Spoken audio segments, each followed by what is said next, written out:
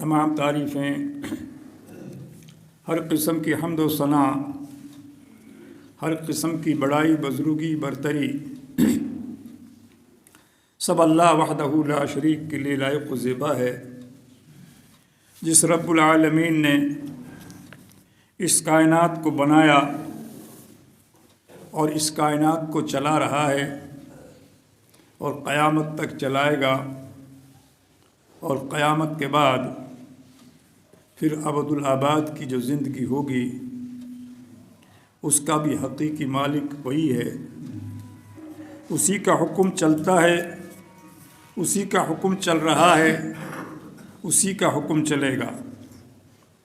जो कुछ भी ज़मीन पर हालात गुज़र रहे हैं, इन सब हालात से नऊज़ बिल्लाह कोई अल्लाह ताला ला इल्म नहीं है, सब कुछ अल्लाह के इल्म में है।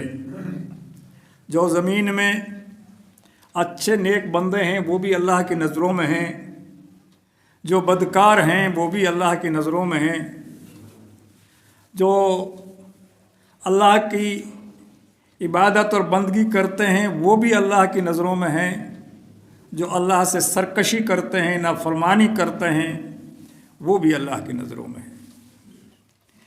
अल्लाह तबारक व तआला ने इस दुनिया के निज़ाम को जिस तरह चला रखा है उसमें हमारे आमाल का भी अमल दखल है।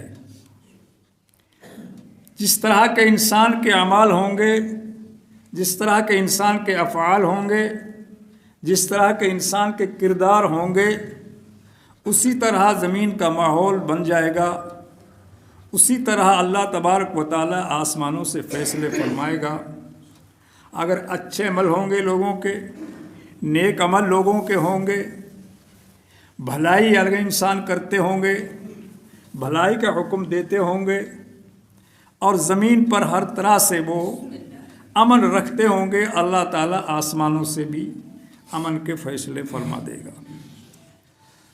जो कुछ इस दुनिया में गुज़र रहा है, जो कुछ हो रहा है, हम उन लोगों पर जो है इसका इल्ज़ाम मढ़ते हैं जो हम पर या जो अल्लाह की मखलूक पर या इस ज़मीन के लोगों पर जुल्म करते हैं।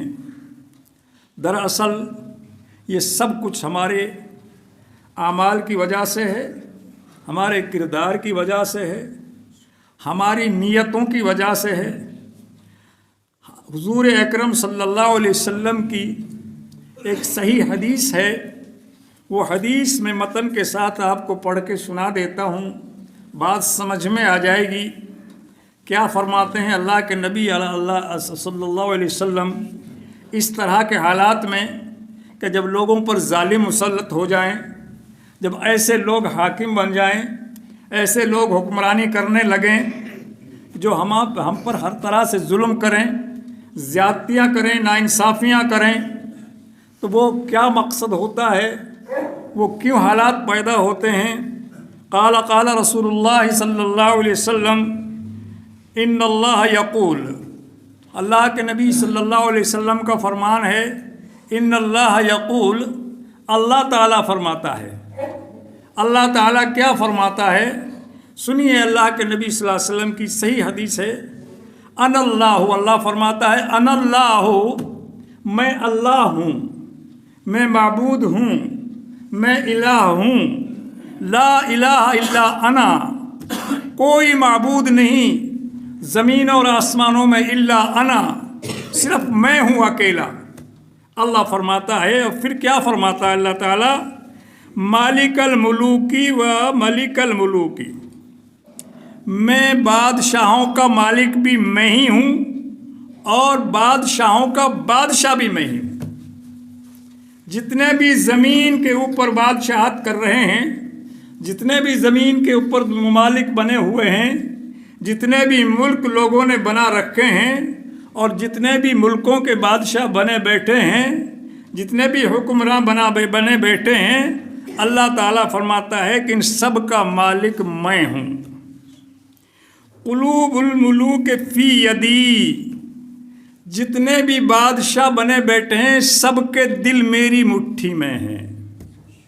अल्लाह ताला फरमाता है कि इन तमाम बादशाहों के, तमाम जो है हाकिमों के, तमाम वज़ीरों के, तमाम हुक्मरानों के दिल मेरी मुट्ठी में हैं। इन्नल इबाद इज़ा अताऊनी, याद रखो जब मेरे बंदे मेरी इताअत करेंगे, मेरी फरमाबरदारी करेंगे, मेरे हुक्मों पर चलेंगे, मेरी और मेरे नबी की बातों को मानेंगे, कुरान और हदीस पर अमल करेंगे, तो हव्वलत कुलूबहुम अलैहिम बिर्रफ़त वर्रहमा, फिर मैं क्या करूँगा कि उनको दिलों को तुम्हारे लिए नरम कर दूँगा। उन बादशाहों के, उन हुक्मरानों के, उन जिनको तुम जालिम कहते हो, जिनको तुम अपने ऊपर जो जुल्म ढा रहे होते हैं, तुम उन पर चाहते हो कि हम बद्दुआ करें, अल्लाह से दुआ करें, न तो तुम्हारी दुआ काम करेगी, न तो तुम्हारी बद्दुआ काम करेगी। तुम्हारी दुआ करने से या बद्दुआ करने से, उनके ऊपर लानत भेजने से कुछ हासिल नहीं होगा। होगा क्या कि जब तुम अल्लाह की इबादत करोगे, इताअत करोगे, फरमाबरदारी करोगे, अल्लाह के हुक्म पर चलोगे, तो हव्वलत कुलूब मुलूकिहिम अलैहिम बिर्रफ़त वर्रहमत, तो फिर उनके दिलों को इतना नरम कर दूंगा, वो तुम पे खुद ब खुद इंसाफ करेंगे, नरमी बरतेंगे और तुम्हारे ऊपर हर तरह से मेहरबान हो जाएंगे। वो ऑटोमेटिक मेहरबान हो जाएंगे, कोई किसी के कहने की, कुछ करने की ज़रूरत नहीं है। व इन्नल इबाद इज़ा असौनी, और जब बंदे मेरी नाफरमानी करने लग जाएंगे, मेरे हुक्मों से मुँह मोड़ने लग जाएंगे, जब सरकशियाँ करने लग जाएंगे, किस्म किस्म के गुनाहों में मुलव्विस हो जाएंगे, किसी बात में मेरे हुक्म की जो है कोई तामील नहीं करेंगे, जब इस तरह के बंदे हो जाएंगे, तो हव्वलत कुलूबहुम अलैहिम बिस्सख्तति वल निक़मति, तो फिर मैं उनके दिलों को तुम्हारे लिए इतना सख्त कर दूंगा, वो तुम पर इतनी सख्ती बरतेंगे, तुमको इतना मजबूर कर देंगे, तुम पर इतनी सख्ती बरतेंगे कि तुम्हारी ज़िंदगी जो है वो बिल्कुल तुम्हारे लिए तंग हो जाएगी, हर तरह से तुमको घेर देंगे, तुमको घोट देंगे। फसामुहुम सूअल अज़ाब, फिर तुम पर किस्म किस्म के अज़ाब नाजिल करेंगे, किस्म किस्म से तुमको सताएंगे, तुमको परेशान करेंगे, हर काम में तुम्हें परेशान करेंगे। फ़ला तशग़ुलू अनफुसकुम बिद्दुआए अलल मुलूक, तो ये मेरे बंदो याद रखो उन बादशाहों पर, उन हुक्मरानों पर, उन जालिमों पर दुआ करने से बाज आ जाओ। वलाकिन इस्तशग़िलू बिज़्ज़िक्र वत्तज़र्रुए, उन पर दुआ करने के बजाय तुम अपने आप को अल्लाह का फर्माबरदार बना लो, अपने आप ठीक हो जाएंगे, वो सारे हालात अपने आप दुरुस्त हो जाएंगे, सारे हालात अपने आप ठीक हो जाएंगे। तुम अल्लाह के बन जाओ। मन कान लिल्लाहि कान अल्लाहु लहू, जो अल्लाह का बन जाता है अल्लाह उसका हो जाता है। जब अल्लाह उसका हो गया तो कौन बादशाह कौन वजीर, सब उसके हुक्म से चलते हैं। और जितने भी जालिम गुजरे हैं, जो भी जुल्म करता है, उसका भी जो है अंजाम किसी का अच्छा नहीं मिलेगा, उसका अंजाम भी बहुत बुरा होता है, आखिर अंजाम उसका तबाह ही होता है। हज़रत इब्राहीम अलैहिस्सलातु वस्सलाम पर नमरूद ने जुल्म किया, तवारीख़ पढ़ते हैं, जो है अंबिया किराम के किस्सों में पढ़ते हैं, कुरान मजीद में, हदीस शरीफा में, कि नमरूद ने जो जुल्म किया हज़रत इब्राहीम अलैहिस्सलातु वस्सलाम पर, तब उनको तो अल्लाह ने नजात दी, और नमरूद का हाल ये हुआ कि अल्लाह ताला ने उसके लिए एक छोटी सी मखलूक, एक मच्छर को जो है उसके लिए मुसल्लत कर दिया। मच्छर, एक मच्छर नाक के रास्ते से उसके दिमाग में जाके बैठ गया और वो उसको काटने लगा। इतनी बुरी तरह डंक मारता था कि वो नमरूद तिल मिला जाता था। जितने भी इलाज थे उस ज़माने में वो सारे इलाज कर लिए, लेकिन कोई इलाज कारआमद नहीं हुआ। सिर्फ क्या होता था कि जब उसके सर में कोई चीज़ मारते थे तो वो मच्छर थोड़ी देर के लिए बैठ जाता था। मुअर्रिखीन ने लिखा है कि उसने अपने सर पर जूता मारने के लिए एक नौकर रखा हुआ था। جب وہ سر ہلاتا تھا تو وہ نوکر سمجھ جاتا تھا کہ نمرود کہہ رہا ہے کہ جوتے مار، وہ اس کو جوتے مارتا تھا اور جوتے مارتا رہتا تھا. جب وہ کچھ سر ہلا دیتا تھا کہ اب مجھے سکون ہو گیا ہے تو وہ رک جاتا تھا. اسی طرح جوتے مار مار کے اللہ تعالیٰ نے اس کی موت واقع کر دی. جوتوں سے وہ پٹتا رہا، مرتا رہا، اور وہ اللہ تعالیٰ نے اس کی روح کو قبض کر لیا. یہ حال ہوا اس ظالم کا جس نے ظلم کیا. ظلم کیا فرعون نے بنی اسرائیل پر، حضرت موسیٰ علیہ السلام کی قوم پر. یذبحون ابناءہم ویستحیون نساءہم، جو بھی لڑکا پیدا ہوتا تھا اس کو مار دیا کرتا تھا، جو لڑکی پیدا ہوتی تھی اس کو رہنے دیتا تھا. اس طرح اس کی نسل کو ختم کرنے، تباہ کرنے کا اس نے مصمم ارادہ کر لیا. اللہ تعالیٰ نے اس کا جو انجام کیا کیا کہ اس کو اللہ نے بیچ دریا میں غرق کر کے مار دیا. ظلم کیا یوسف علیہ السلام کے بھائیوں نے حضرت یوسف علیہ السلام پر. ناحق ظلم کیا، بے جا ظلم کیا. کوئی یوسف علیہ السلام کا قصور نہیں تھا.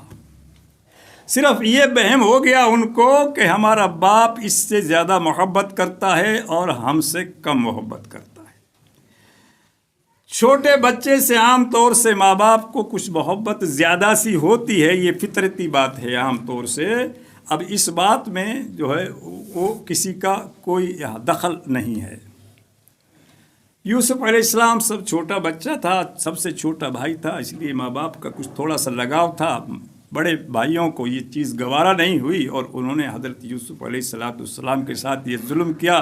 اس کو خوب مارا پیٹا اور ایک کنویں میں جا کر کے اس کو ڈال کے آ گئے. انجام کیا ہوا یہ دیکھیے. اللہ تبارک و تعالی ظالم کو تباہ کرتا ہے اور مظلوم کو اللہ تعالی کامیاب کرتا ہے ہمیشہ. حضرت یوسف علیہ السلام کو اللہ تعالیٰ نے کنواں میں سے نکالنے کے اسباب بھی بنا دیے. اس کے بعد اللہ تعالیٰ نے اس کو جو ہے منڈیوں میں بکوا بھی دیا اور پھر اس کو بادشاہ کے محلوں میں پہنچایا. جس طرح حضرت موسیٰ علیہ السلام کو اللہ تعالیٰ نے بادشاہ فرعون کے محل میں پہنچا کر وہیں پالا پوسا بڑا کیا. یہ اسباب بنتے ہیں، غیب سے اسباب بنتے ہیں، ہمارے بنانے سے کچھ نہیں بنتا. اللہ تعالیٰ اپنی قدرت سے سارے نظام بناتا ہے اور وہ بنا رہا ہے. جن کو ہم ظالم کہہ رہے ہیں ان کے اسباب بن رہے ہیں آسمانوں میں. اب کیسے بن رہے ہیں، کس طرح بن رہے ہیں، کب نمودار ہوں گے، یہ اللہ بہتر جانتا ہے.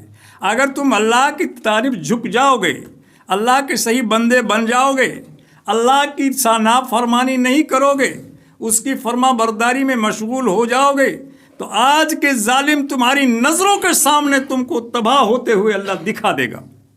یہ اللہ کا نظام ہے.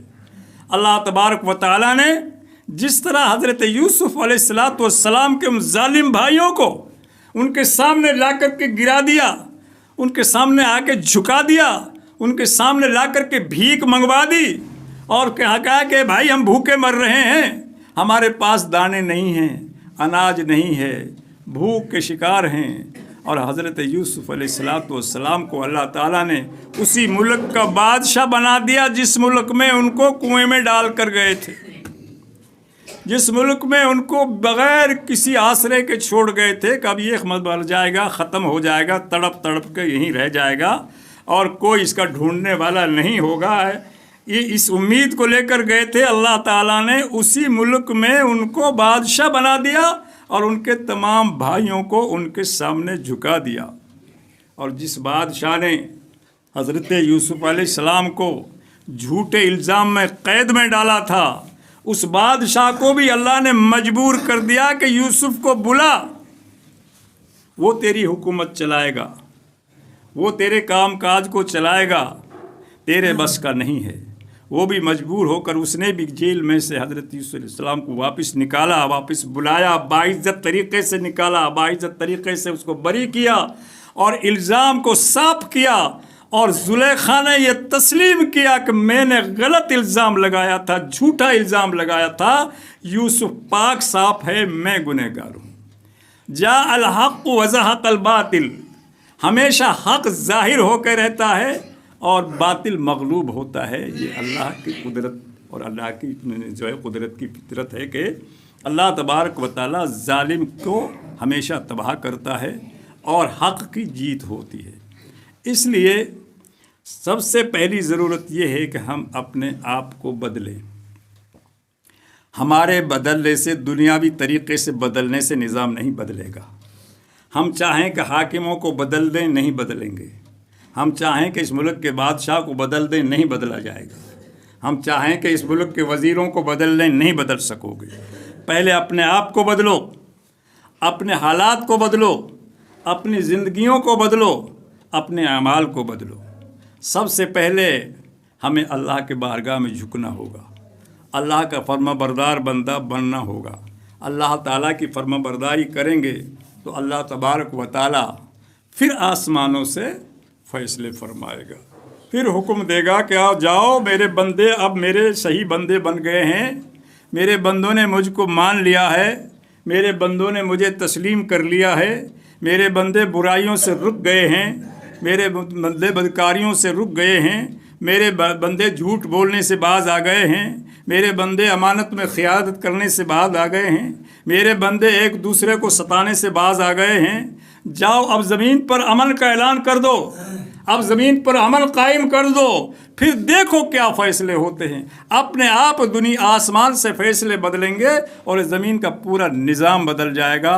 تمہارے بدلنے سے کچھ نہیں بدلے گا، اللہ کے بدلنے سے بنے گا۔ تم اللہ کے ہو جاؤ، اللہ تعالیٰ تمہارا ہو جائے گا۔ من کان للہ کان اللہ لہ، یہ زمین اور آسمان کا نظام چلتا آیا ہے۔ اس سے پہلے بھی غیر مسلم ہی نہیں، کافر اور مشرک ہی نہیں، مسلمان بھی ظالم ہو چکے ہیں۔ مسلمان حکمرانوں نے بھی ظلم کیے ہیں، مسلمان حاکموں نے، مسلمان بادشاہوں نے بھی زمین پر بہت ظلم کیے ہیں۔ تم یہ سمجھتے ہو کہ کوئی مسلمان انصاف کرے گا، کوئی مسلمان آ جائے گا تو وہ ہم پر رحم کرے گا؟ رحم اللہ کرائے گا تو کافر سے بھی کرائے گا، مشرک سے بھی کرائے گا۔ اور جب تمہارے اعمال اچھے نہیں ہوں گے تو نہ تم پر کوئی کافر رحم کرے گا، نہ کوئی مشرک رحم کرے گا، نہ کوئی مسلمان رحم کرے گا۔ حضرت مالک رحمۃ اللہ علیہ بہت بڑے امام ہیں، 4 اماموں سے ایک امام ہیں۔ ان کے زمانے میں جو بادشاہ تھا، ان کے زمانے میں جو حکمراں تھا، اس حکمران نے جو ہے اپنی رعایا سے زبردستی بیعت کرائی تھی، کوڑے کے بل پر حکومت لی تھی، طاقت سے حکومت چھینی تھی، طاقت کے بل پر وہ حکومت کر رہا تھا اور سب سے بیعت لے رہا تھا کہ میں بادشاہ ہوں، میں حکم رہا ہوں، میں خلیفہ ہوں، مجھے خلیفہ مانو۔ اس طرح سے وہ پورے ملک کی سلطنت اس کے ہاتھ میں آ گئی۔ اس زمانے میں سب سے بڑے عالم، سب سے بڑے فقیہ حضرت امام مالک رحمۃ اللہ علیہ تھے۔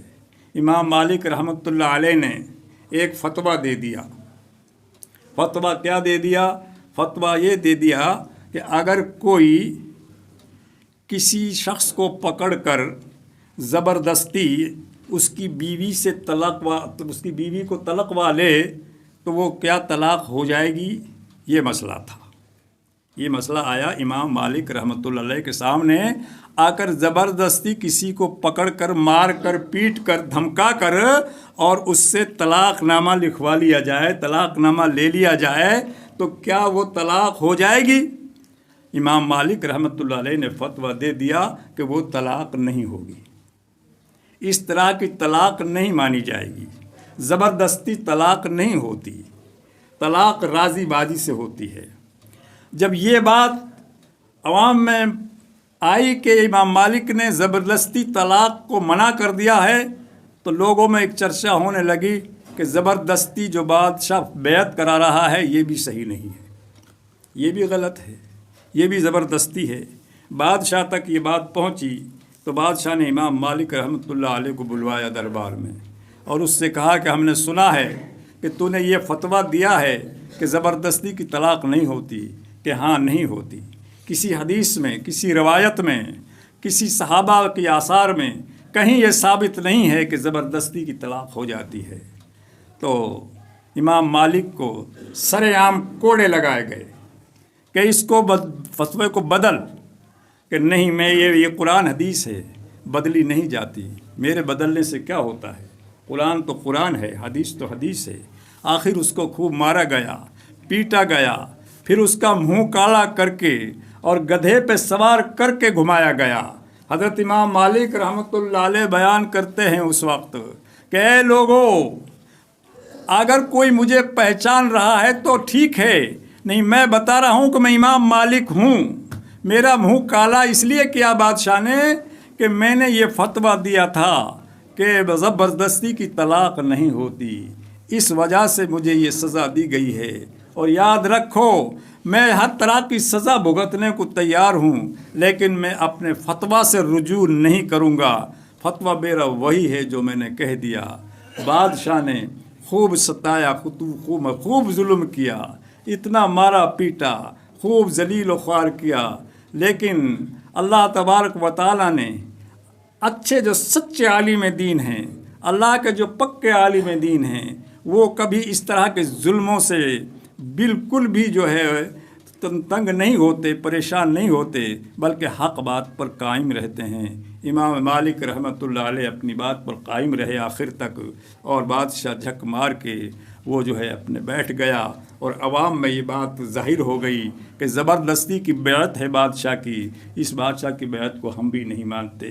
तो लिहाजा कहने का मतलब ये है कि ये ज़ालिम लोग न सिर्फ काफिरों में होते हैं, मुशरिकों में होते हैं, यहूदी या ईसाइयों में होते हैं, मुसलमानों में भी तुम्हारे अमाल के मुताबिक जो है वो इस तरह के ज़ालिम पैदा हो सकते हैं।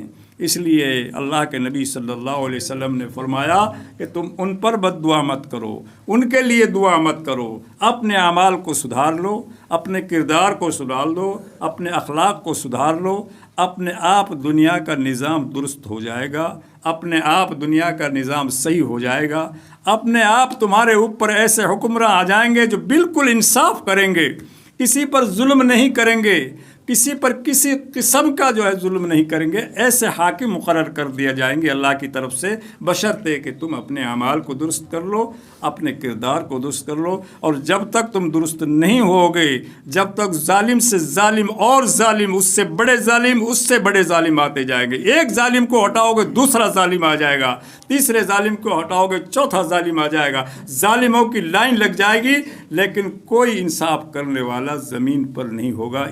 ज़मीन तो अल्लाह तबारक व तआला ज़मीन के वारिस तो अपने नेक बंदों को बनाता है, इसकी असली विरासत नेक बंदों को अता करता है। और नेक बंदे जब आते हैं, जब नेक आमाल होते हैं, जब नेक किरदार होते हैं, अगर बंदे नेक हो जाएंगे तो ज़मीन का निज़ाम भी अच्छा हो जाएगा, तुम्हारे हुक्मरान भी अच्छे हो जाएंगे, तुम्हारे वज़ीर और बादशाह भी अच्छे हो जाएंगे, तुम्हारे कलेक्टर और एसपी भी अच्छे हो जाएंगे। और अगर तुम्हारे आमाल न सुधरे, अल्लाह से नाफरमानियाँ करते रहोगे, रूगर्दानियाँ करते रहोगे, अपने किरदार को नहीं संभालोगे, तो यकीन रखो कि सारे जालिम हो जाएंगे। तुम्हारा कलेक्टर भी जालिम हो जाएगा, एसपी भी जालिम हो जाएगा, तुम्हारा तहसीलदार भी जालिम हो जाएगा, यहाँ तक कि तुम्हारा पटवारी भी तुम पर जुल्म करने लगे।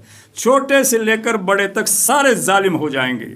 जुल्म को रोकना है, अपने आप को अमन और अदल की ज़िंदगी में गुजारना है, तो अपने अमाल को दुरुस्त कर लो, अपने किरदार को दुरुस्त कर लो, अपनी नीयतों को दुरुस्त कर लो। जो अल्लाह ने दे दिया है उस पर इक्तिफा करो, दूसरे की चीज़ पर नीयत न डालो। जिसको जितना अल्लाह ने दिया है अल्लाह जानता है, किसी को ज़्यादा दिया, किसी को कम दिया, किसी को गरीब बनाया, किसी को अमीर बनाया। दूसरे की चीज़ पर किसी तरह से बेईमानी का अगर नज़रिया रखोगे तो अल्लाह तुम्हारी तबाही के फ़ैसले करेगा, आबादी के फ़ैसले नहीं करेगा। इसलिए हमेशा इंसान को अपने आप में झांकना चाहिए, अपने आप को देखना चाहिए कि मैं कैसा हूँ, मेरे अमाल कैसे हैं, मेरे किरदार कैसे हैं, मेरे अफ़आल कैसे हैं, मेरी नमाज़ें कैसी हैं, मेरे अमाल कैसे हैं, नीयत कैसी है। कहीं मेरी नीयत किसी के दूसरे माल पर तो नहीं आ रही है, कहीं मेरी नीयत ख़राब तो नहीं हो रही है, किसी का कुछ ले लिया है उसके देने के लिए नीयत बदल तो नहीं गई है, अमानत में ख़यानत तो नहीं कर रहा हूँ, जो मैं ज़ुबान से बोल रहा हूँ ये बात झूठी है या सच्ची है। अगर झूठ बोल रहा हूँ तो क्यों बोल रहा हूँ, क्या ज़रूरत है झूठ बोलने की, और झूठ बोलने में ज़रा भी हिचक क्यों नहीं है।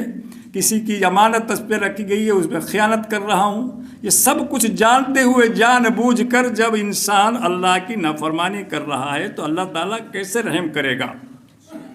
उसका रहम नहीं होगा। रहम जब होगा जब तुम अपने आप पर اپنے اعمال پر، اپنے افعال پر غور کرو گے، اس لیے اللہ کے بن جاؤ، اللہ تمہارا بن جائے گا۔ اللہ تبارک و تعالی ہر مسلمان کو صحیح معنی میں مسلمان بنائے، صحیح معنی میں عمل کرنے کی توفیق عطا فرمائے، ہماری نیتوں کو بالکل درست کر دے، دوسرے کی مال پر نیت نہ ڈالیں، دوسرے کے مال کو اپنا مال نہ سمجھیں، اس طرح کی بے ایمانی، غداری، غبن، غصب، یہ تمام چیزیں جو ہے انسان اپنے دل سے نکال دے، بھلا دے، تو اللہ تعالیٰ آسمانوں سے نیک فیصلے فرما دے گا انشاءاللہ تعالی۔ سبحانک اللہم و بحمدک۔